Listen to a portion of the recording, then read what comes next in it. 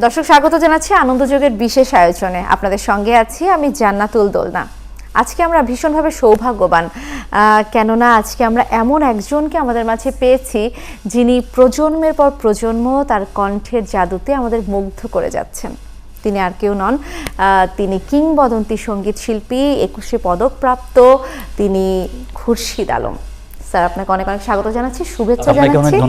আপনাকেও ধন্যবাদ এবং আজকে জন্মদিনের কিন্তু অনেক অনেক শুভেচ্ছা, কেননা গতকালই ছিল আপনার জন্মদিন। আপনি 80 পেরিয়ে 81তে পা দিয়েছেন এবং দীর্ঘ একটা সঙ্গীত জীবন আপনার, যদি বলি 5 দশকেরও বেশি সময় ধরে আপনি গানের সঙ্গে যুক্ত। একটু জানতে চাই যে এই বিশেষ মুহূর্তে, জন্মদিনটা মাত্রই গিয়েছে, আসলে এখন এই সঙ্গীত জীবন নিয়ে আপনার কাছে একটু ছোট করে জানতে চাই যে কেমন ছিল এই যাত্রাটা। আসলে আমি প্রথমে আমার জীবন শুরু করেছিলাম রবীন্দ্রসঙ্গীত দিয়ে।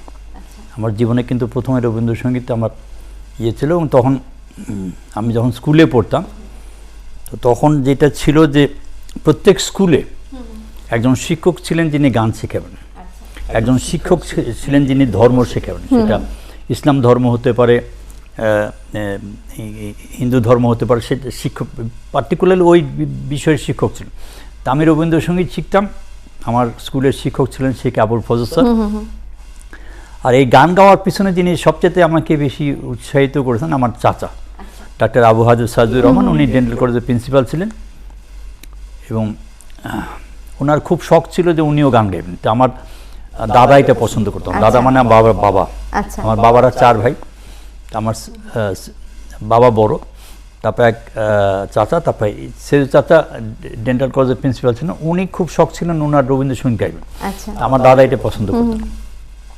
তা আমার চাচা যখন মেডিকেলে পড়তো তখন তাদের একটা গোষ্ঠী ছিল মেডিকেল কলেজ বেস, ঢাকা শিল্পী সংঘ। এখন আরমানটোলাতে স্কুল আছে আনন্দময়ী গার্লস হাই স্কুল, এটা কোনো এক টাইমে এটা জমিদার বাড়ি ছিল আর কি। তো ওইটার নাম ছিল রয় হাউস। রয় হাউসে তখন আমার চাচারা যারা মেডিকেল কলেজে পড়তেন সেখানে কেউ রবীন্দ্রসঙ্গীত, কেউ নজরুল সঙ্গীত, কেউ নৃত্য, এগুলি নিয়ে করতেন। ওই চাচার সঙ্গে আমি শিখতাম। তারপর আস্তে আস্তে তখন বেজার কেন্দ্র ছিল নাজিমউদ্দিন রোডে, এখন যেটা বোরহানুদ্দিন কলেজ। ওইখানে একটা অনুষ্ঠান হতো যেটা এখন হওয়া উচিত বলে আমি মনে করি। রিমোট এরিয়াতে সেটা নীলফামারী হতে পারে, ডোমার হতে পারে, ভোলা হতে পারে, কিংবা কক্সবাজার হতে পারে। রিমোটে অনেক ভালো ভালো প্রতিভা লুকিয়ে আছে। সেটা খেলাধুলায় হতে পারে, সঙ্গীতে হতে পারে, অভিনয় হতে। আমরা সব কিছু করি ঢাকার থেকে। তখন যেটা করতো বিভিন্ন মফস্বল স্কুল থেকে যারা ভালো রবীন্দ্রসঙ্গীত গাইতেন, যারা ভালো নজরুল সঙ্গীত গাইতেন, ভালো কবিতা আবৃত্তি করতে পারতেন কিংবা ভালো অভিনয় করতেন, তাদের একটা মানে সংস্কৃতির সঙ্গে যারা যুক্ত ছিলেন একটা 45 মিনিটের একটা 45 মিনিট একটা চাং ছিল।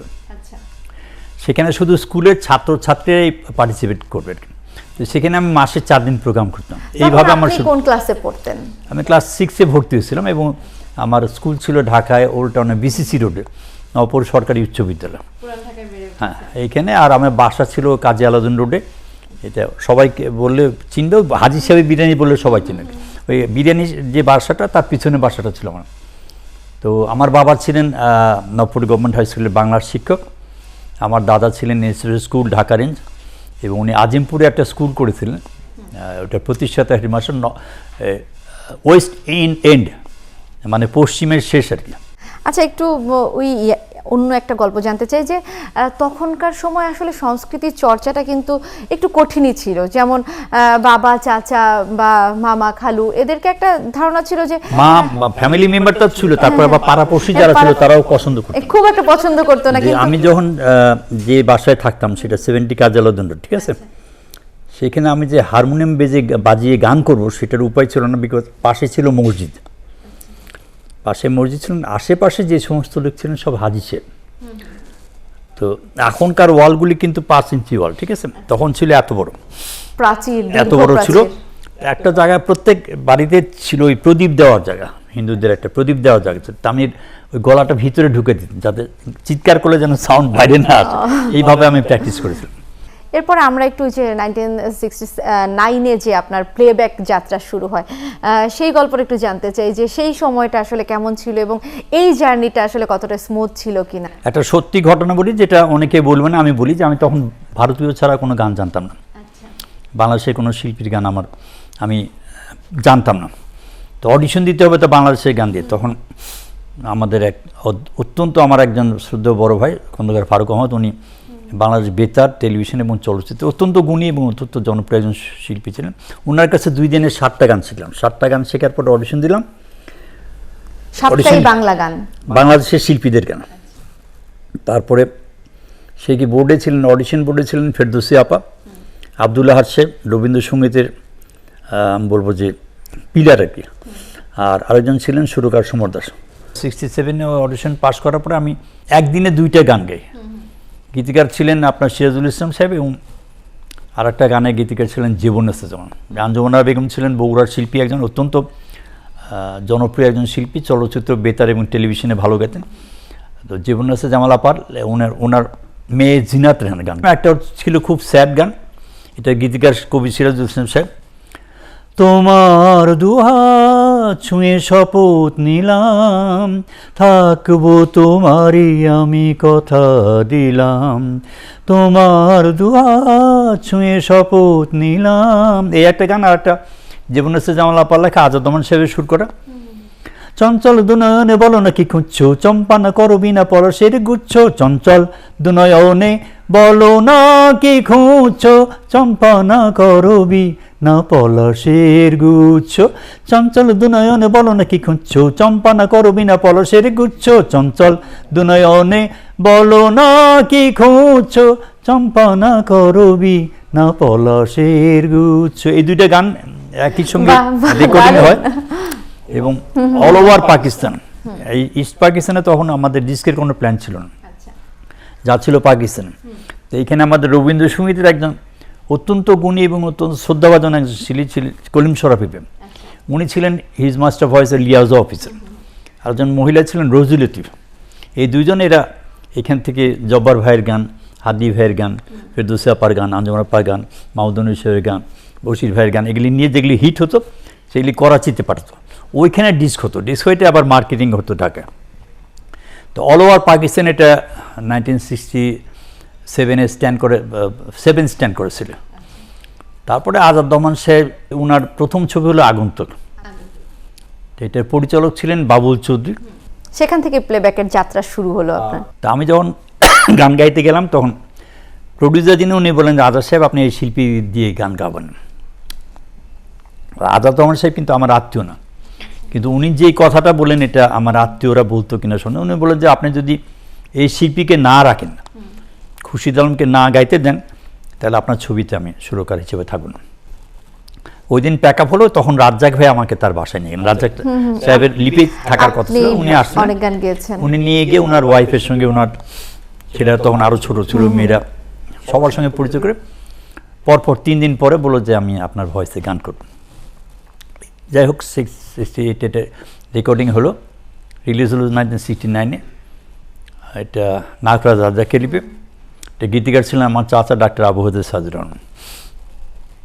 প্রথম গানটা ছিল বন্দি পাখির মতো মনটা কেঁদে মরে, মুক্ত আকাশখানি কে আমার নীল কেরে। ও পাহাড় ও নদী বলে দাও কি নিয়ে থাকি, এ ব্যথা কি দিয়ে ঢেকে রাখি, বন্দি পাখির মতো মনটা কেঁদে মরে। এই গানটা আমার প্রথম গাই এবং ওইটাতে একটা শর্ত ছিল যে আমি সম্মানই পাবো যদি গানটা হিট করে, আর যদি গান হিট না করে তাহলে সম্মানই পাওয়ার কোনো চান্স। একটু জানতে চাই যে প্রথম সম্মানই সেটা আসলে 100 টাকা। 100 টাকা ছিল তো 1969-এ 100 টাকা চারটিখানি কথা না। তারপরে রবীন ঘোষ সাহেব আমাকে নিলেন ওনার একটা পিচঝালা পথের ছবিতে, তারপরে সত্যদা নিলেন ওনার সাধারণ মেয়েতে। রবীন ঘোষ সাহেব যেই গানে গাওয়ালেন ওটাও খুব ফাস্ট বিটে ছিল। আবার সত্যদা যে ছবিতে গাওয়ালেন সাধারণ মেয়ে, ওইটা জাফর ইকবাল নায়িকা, না সরি, সেইখানে খুব ফাস্ট বিটের একটা ডিম ডিম ডিম মারো যত পারো জোরে মারো, আমি ভেজে ভেজে খাবো, কে তাগড়া হবো, তাগড়া হয়ে আগড়া যাবো, এই গানটা। তারপরে যারা প্রডিউসার ছিলেন, সঙ্গীত পরিচালক, তারা হয়তো বুঝে নিল যে আমার কে দিয়ে যত ফাস্ট বিটের গান এই স্টাইলের গানগুলি আমার পক্ষে গাওয়ার সুবিধা হবে এবং পপুলার হবে। তখন আমাকে আর সিরিয়াস কোনো গান দেন, এর ভিতরে আবার 2-3টা যে গাই নেই তা না। এইভাবে আস্তে আস্তে প্রায় 2007 পর্যন্ত আমি 500 ছবিতে গান করেছি। 500 তার ভিতরে ছবিতে? কিছু কিছু ছবি আছে যেরকম লালুহুল, এক ছবিতে 5টা গান 4টা গান এরকম আছে আর কি। যেখানে আমরা ছিলাম, আমরা প্লেব্যাকের গল্প করছিলাম, আপনি সিনেমায় অসংখ্য গান গেয়েছেন, কিন্তু কিছু কিছু গান, আপনার বেশিরভাগ গানই অনেক বেশি জনপ্রিয় এবং এখনো সমানভাবে কিন্তু প্রাসঙ্গিকও বটে। আমরা এই যদি বলি যে চুমকি চলেছে একা পথে, কিংবা চুপি চুপি বলো কেউ জেনে যাবে, যে কোনো একটা একটু হাই পিচের গান একটু শুনতে চাই, একটু যদি আমাদের শোনান। অবশ্যই। যেরকম আমার জীবনে প্রথম গান করি রুনালার সঙ্গে, এটা ছবির নাম ছিল জিঘাংসা, এবং আমি হলাম তৎকালীন বাংলাদেশের সেকেন্ড সিঙ্গার। তার আগে রুনাল্লাহ গান করেছেন বাংলাদেশের অত্যন্ত গুণী এবং অত্যন্ত জনপ্রিয় একজন শিল্পী খন্দকার ফারুক ভাইয়ের সঙ্গে। ফার্স্ট পাকিস্তান থেকে আসার পর উনি ফারুক ভাইয়ের সঙ্গে ফার্স্ট গান করেন, আমার সঙ্গে সেকেন্ড গান করেন। এটা গীতিকার ছিলেন দেওয়ান নজরুল সাহেব, আর সুরকার ছিলেন মনসুর আহমদ। মনসুর আহমদকে অনেকেই ভুলে গেছেন, মনসুর আহমদকে অনেকে ওনার ছেলেকে সবাই চেনেন, মানা মাহমদ বলে একজন মিউজিক ডাইরেক্টর আছে। পাখির বাসার মতো দুটি চোখ তোমার, ঠিক যেন নাটোরের বনলতা সেন। তারপরে রুনালাল পিস ছিলেন, আমি আজ হারিয়েছি তোমারই পরশে স্বপ্নীলাবেশে। আবার আমার পর ও অনুপমা ও নিরুপমা, পাখির বাসার মতো দুটি চোখ তোমার, ঠিক যেন নাটোরের বনলতা। এই গানটা কেন আমি বলি, যে আমরা যারা এই গানের নায়িকা ছিলেন, ওনার নাম ছিল জবা, ওনার বাড়ি রংপুর। যিনি প্রডিউসার ছিলেন জবার হাজব্যান্ড, নায়িকার হাজব্যান্ড, আর সুরকার যিনি ছিলেন ওনার বাড়ি রংপুর, মনসুর আহমদ ভাই। তো অনেকেই মারা গেছে, এখন জীবিতর ভিতরে আমি আর গীতিকারের দেওয়ান নজরুল সাহেব আর আমি জীবিত আছি। আপনাদের সময়কার আসলে অনেকেই যদি বলি আপনার সমসাময়িক সময়ের আজার নেই, আসলে সেই খালি জায়গাটায় যে বন্ধুহীনতাকে কখনো ভোগা হয় কিনা, অনুভূতি শেয়ারের সময় বা না। একটা জিনিস তো বাস্তব সত্য, এটা যে জন্ম হয়েছে মৃত্যু হবে, এটা যে যত ইজিলি নিতে পারে সে তত বেশি, আমার মনে হয়, এটা আমার ব্যক্তিগত মত, আমি দুঃখটাকে যতটুকু পারি দূরে রাখার চেষ্টা করি এবং তাতে নিজের সুখ শান্তিটা ফিরে। একটা ছোট্ট স্মৃতি জানতে চাই, যে আপনি তো অনেক প্লেব্যাক করেছেন, অনেক স্টেজে গিয়েছেন, অনেক সময় অনেক জায়গায় গিয়েছেন। হয় কি কিছু, যেরকম একটা এক মুঠো ভাত বলে একটা ছবিতে আমার গান গাওয়ার সুযোগ ছিল। এক মুঠো ভাত এটা বোম্বের রোটি ছবির থেকে ইয়ে করা। এটার সুরকার ছিলেন মনসুর আহমদ সাহেব, গীতিকার দেওয়ান নজরুল সাহেব এবং পরিচালক ছিলেন ইবনে মিজান সাহেব। এটা জাফর ইকবাল এবং ববিতা নায়িকা ছিল। তখন এটা বৃহস্পতি চুমকি এত সুপার ডুপার হিট ছিল। তো ওইখানে একটা সবগুলি গান আমি করেছি, একটা সাবিনার সঙ্গেও গান আছে। তো যে আমার মানে একটা শিল্পীকে কিংবা একটা অভিনেতা অভিনেত্রীকে কত কষ্ট করে কাজ করতে। যেরকম আমার মার জন্ম দিয়েছে, আমাকে মানুষ করেছে আমার দাদি। তো আমার দাদির স্ট্রোক করলো, এখানে ডাক্তার বললো যে ওনার জন্মস্থানে নিয়ে যেতে হবে। তো যেদিন ওনাকে নিয়ে যাব সেদিন ওই গানটা মহরত হওয়ার কথা। তো প্রডিউসার ছিলেন ইবনে মিজানের ছবি, ইবনে মিজান সাহেব। এটা যেহেতু আমি আমার দাদিকে না উনি ডেট শিফট করেন, তো ওনাকে আমি বললাম যে দেখেন আপনি তো আমার সিনিয়র, সিনেমাতে একটা ইয়ে আছে যে কুফা বলে একটা ব্যাপার আছে। প্রথম দিন যদি শুটিং না হয়, যেদিন শুটিং হওয়ার কথা না হলে, ওইখানে যদি সবচেয়ে বড় অভিনেতা অভিনেত্রী আসে তাও হইতে হবে, প্রথম দিন যদি গান রেকর্ডিং না হয় সেটা একই অবস্থা। তা আমি ওনাকে বললাম যে আপনি ঠিকই রাখেন, আমি 180 কিলোমিটার যাব আমার দাদিকে আমার মার কাছে হস্তান্তর করে আবার এসে। এই যে আমার অসুস্থ দাদি, তাকে নিয়ে আমি গ্রামের বাড়িতে গেলাম, আমার মার কাছে রাখলাম, আবার আসলাম, এসে কিন্তু এখানে এটা খুব এমন একটা গান গাইতে হলো, সেটা আমার মানে অপ্রাসঙ্গিক ব্যাপার। আমি একদম দুঃখে ভরাক্রান্ত হৃদয় নিয়ে আমার দাদিকে রেখে আসলাম মার কাছে।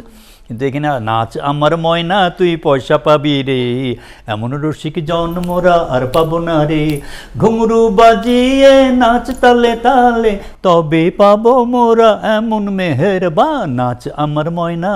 এটা ববিতার জাফর ইকবাল। এরকম অনেকগুলি গান ছিল এবং এটা হয়। আপনি বলছিলেন যে সেই সময়কার গানগুলো আসলে অনেক কষ্ট করে গিয়েছেন, অনেক স্ট্রাগল করেছেন। যে তখন আমরা যখন গান করতাম একটা মাইক্রোফোন, সেটা যদি 4 জন শিল্পী হয় ওই একই মাইক্রোফোন, আর একটা হলো রিদমের জন্য, আর হলো ভায়োলিন সেতারটাতে। এখন কিন্তু একটা মাইক্রোফোন 10টা মাইক্রোফোন চাইলে পাওয়া যায়, কর্ডলেস মাইক্রোফোন পাওয়া যায়। এবং শুধু তাই না, ছিল সেটা ফ্যানও চালানো যেত না। আচ্ছা, আমার মনে আছে যারা আমাদের সঙ্গে যন্ত্র সহযোগিতা করতেন, লাস্টে তারা গেঞ্জি পরে বাজাতো, এত গরম ছিল, কারণ এসি ছিল না। তা আমি ব্যক্তিগতভাবে মনে করি যে কষ্ট করলে কেষ্ট পাওয়া যায়। কিছু কিছু ক্ষেত্রে তো এমনও হয় যে যে কোনো কিছু রাতারাতি ভাইরাল হওয়ার যে ব্যাপারগুলো, মনে করি যে আমি যদি গীতিকার হই, আমার এটা ব্যক্তিগত মত, কাউকে আমি কষ্ট দিতে চাই না কিংবা কারো কোনো কমপ্লেন নেই। আমি যেটা বুঝি যে আমি যদি আমার গান লিখি, আমি যদি সুর করি, আমি যদি গাই, আমি যদি রেকর্ডিং করি, আমি যদি বাজাই, তাহলে এটা কতদিন চলবে? একটা কথা আছে না, 10 মিলি করি কাজ হারি জিতি না হিলা, একটা আছে না। তা এটা আমি সবার সঙ্গে একমত, সবাই আমার সঙ্গে হয়তো হবে না, কিন্তু সব কিছুরই একটা লিমিট থাকা উচিত বলে আমি বিশ্বাস করি।